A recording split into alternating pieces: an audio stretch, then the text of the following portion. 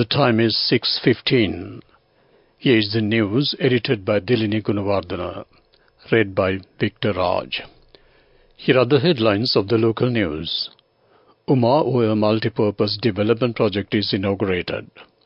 The President expresses gratitude to Iran for assistance in Uma Oil project. Opposition leader Sajid Premadasa says that everyone wants justice to be served to the victims of the Easter attack. A state-of-the-art CT scanner worth 250 million rupees is donated to Karapitia Teaching Hospital. Over 100 vehicles brought to the island by illegal means are currently in the custody of the Bribery Commission. Foreign news: the U.S. Congress clears $95 billion aid package for Ukraine and Israel. Sports news: cricket. The qualifying match of the T20 World Championship Women's Cricket Tournament will begin tomorrow. Local news in detail. Sri Lankan President Ranil Wickremesinghe and Iranian President Dr. Ibrahim Raisi jointly inaugurated the Uma Oil Multi-Purpose Development Project this morning. Dr. Raisi arrived on the island via the Mattal International Airport, where he was accorded a warm welcome by Prime Minister Dinesh Gunawardana.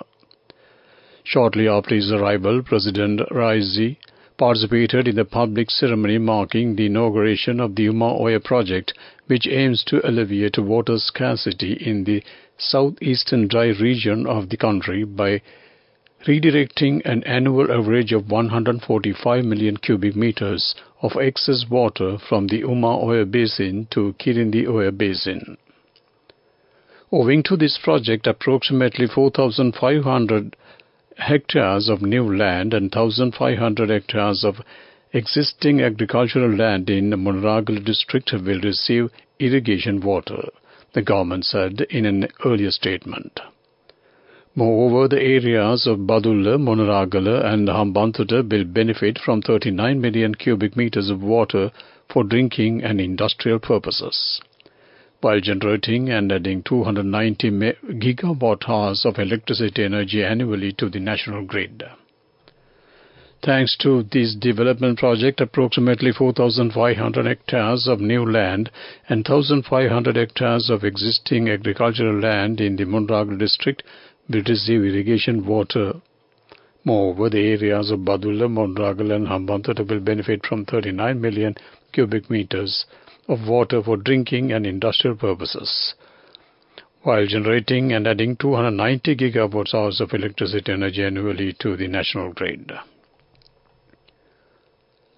President Ranil Wickremesinghe expressed gratitude to Iran for their technical support, emphasizing that without Iran's assistance, Sri Lanka could not divert the Uma Oil tributaries into Kirindi Oil.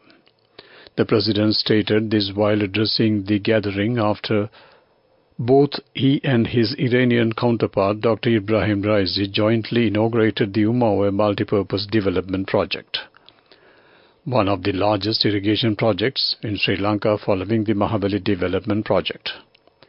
At a special invitation extended by his Sri Lankan counterpart, President Raisi arrived in Sri Lanka this morning on a one-day visit to foster ties between the two nations.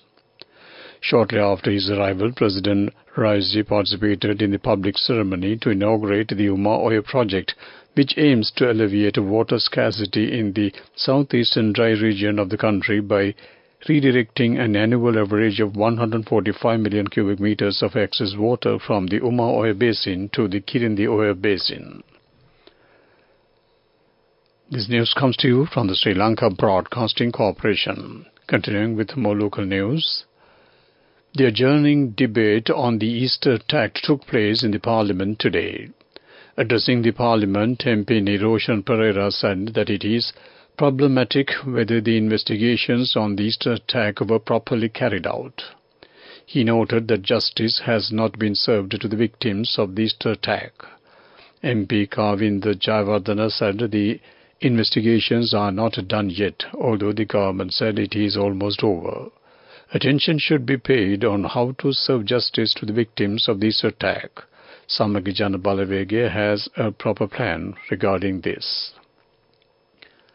Minister Dr. Vijaydas Rajapaksa expressed disappointment over the fact that the Easter attack could not be prevented even though prior warnings have been received. Opposition leader Sajit Premadasa noted that the victims of the Easter attack will be given a solution under SJB government. A special investigation will be carried out in this regard. It was further stressed that everyone wants justice to be served to the victims. The state-of-the-art CT scan machine worth 250 million rupees established in the Karapiti Teaching Hospital Gold was added to the treatment services today under the patronage of Minister Dr. Ramesh Patirana. The state-of-the-art CT scanner made in Japan has been donated to the Karapiti Teaching Hospital under the financial allocation of the Ministry of Health and has been installed in the Department of Radiology of the hospital. The CT scanner machine was installed last Sunday and the CT scan tests of the patients are being carried out from today. It is expected to perform 40 to 50 CT scan tests per day. This will reduce the waiting list for CT scanner tests. The minister observed the operation of the CT scanner and said that he will promptly provide the necessary human resources for that sector. State Minister Ranjit Sembalapetia asked the public to be cautious in purchasing vehicles. 112 vehicles brought to the island by illegal means are currently in the custody of the Commission to investigate allegations of bribery or corruption. The worth of these vehicles is over 7 billion rupees. State Minister Sembalapetia further added that it is the duty of all parties concerned to properly check whether the vehicles have been imported legally before purchasing them. That ends local news. The main news story is brought to you by Sinhala Vedamahatmya. The new High Commissioner of Pakistan to Sri Lanka, retired Major General Fahim Ul-Aziz, called on the Speaker, Honorable Mahinda Yapa Abeyewardena, in the Parliament today. The Deputy High Commissioner of Pakistan, Wajid Hassan Hashmi, was also present in this meeting. During the cordial discussion, attention was paid to matters of mutual importance and further strengthening of the enduring friendship between the two countries. During the meeting, the Speaker expressed his gratitude for Pakistan's support to Sri Lanka in terms of military as well as development activities. In particular, the Speaker recalled Pakistan's support to Sri Lanka during the war against terrorism. Additionally, they discussed the activities of parliamentary friendship associations between the two countries and the future measures that can be taken to enhance bilateral relations. That ends main news story. The main news story was brought to you by Sinhala Vedamahatmya. Moving on to Watchlight, the newly launched www.srilankaevisa.lk platform significantly enhances Sri Lanka's visa processing system by replacing the previous electronic travel authorization framework. This robust and state-of-the-art platform efficiently manages non-resident applications for a diverse range of visa categories, including short-term, long-term, transit, and gratis visas across 15 visa categories, with stay durations of 1 month to 10 years under this unified and integrated e-visa platform. The platform, designed for both the user friendliness and security, ensures a smooth and improved user experience by incorporating modern applications features. It supports several languages such as English, Tamil, Russian, Mandarin, Cantonese, and German, and provides 24/7 customer service in enhancing its accessibility and convenience. That ends Watchlight. Coming up, World News.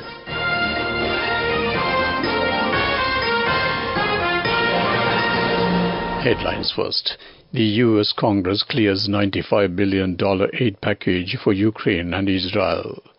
Israeli troops compel Palestinians to evacuate the combat zone immediately.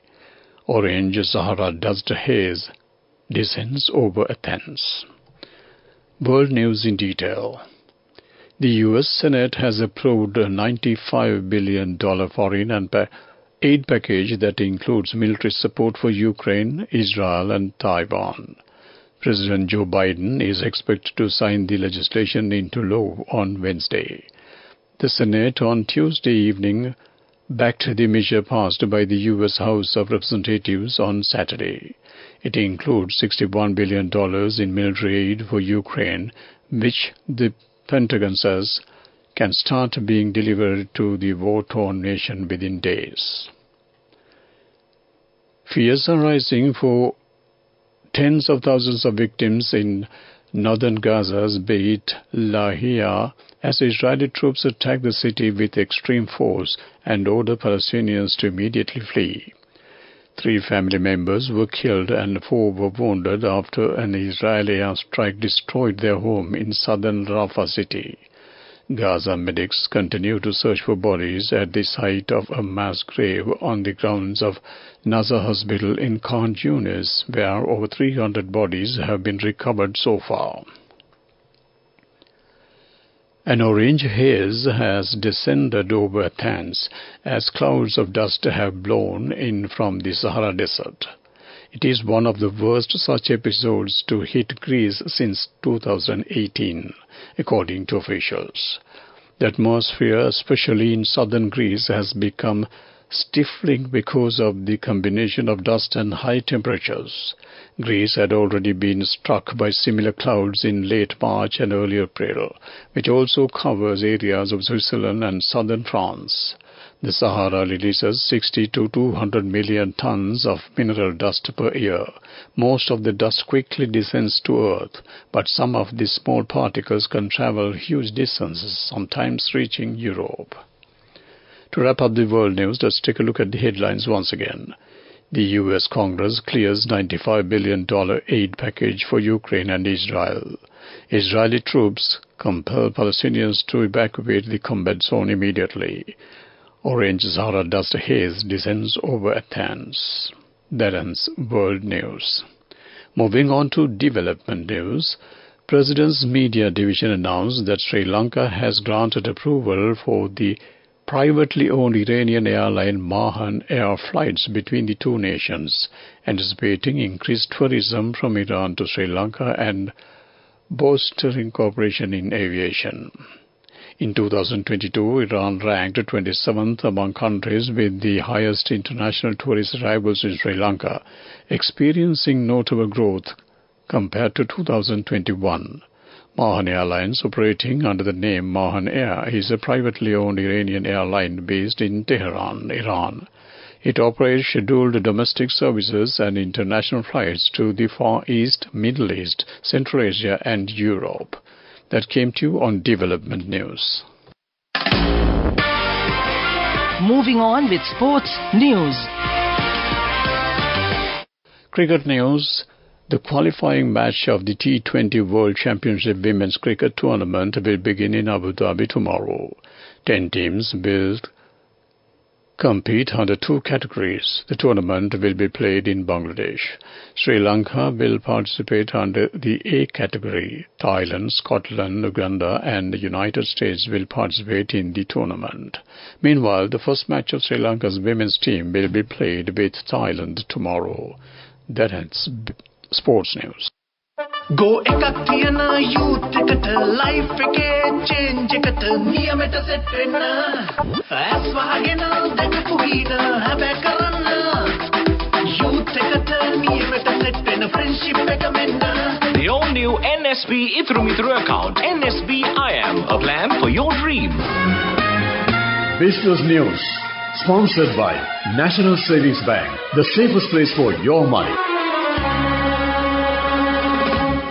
In an absolute win for responding to autism spectrum disorder, which affects 1 in 93 children between the age of 18 to 24 months in Sri Lanka. Act Early for Autism, which is a Citizens Development Business Finance PLC project, gained an accolade as the Best Project Sustainability Award 2023. The award was presented at the Best Corporate Citizens Sustainability Award 2023 organized by the Ceylon Chamber of Commerce. That ends Business News. Business News, sponsored by National Savings Bank, the safest place for your money.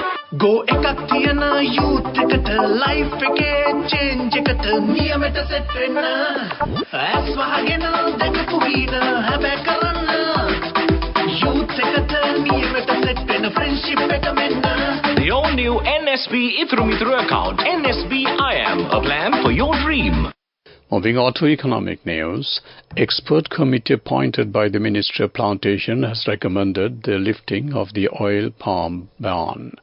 The committee has recommended that the planting has to be done in accordance with the coconut research guidelines. That ends economic news. Weather report. Showers or thundershowers will occur at several places in the western, Sabaragamu, central and northwestern provinces and in Galle and Madra districts after 2 p.m. Showers or thundershowers may occur at a few places in Ubud province during the afternoon or night. Misty conditions can be expected at some places in the Sabaragamu, central and Ubud provinces during the morning. That ends weather report. To wrap up the evening news, let's take a look at the headlines once again. Umawa multi-purpose development project is inaugurated. The President expresses gratitude to Iran for assistance in Umawa project. Opposition leader Sajid Premadasu says that everyone wants justice to be served to the victims of the Easter attack. A state-of-the-art CT scanner worth 250 million rupees is donated to Karapiti Teaching Hospital. Over 100 vehicles brought to the island by illegal means are currently in the custody of the Bribery Commission. Foreign news, the U.S. Congress clears $95 billion aid package for Ukraine and Israel.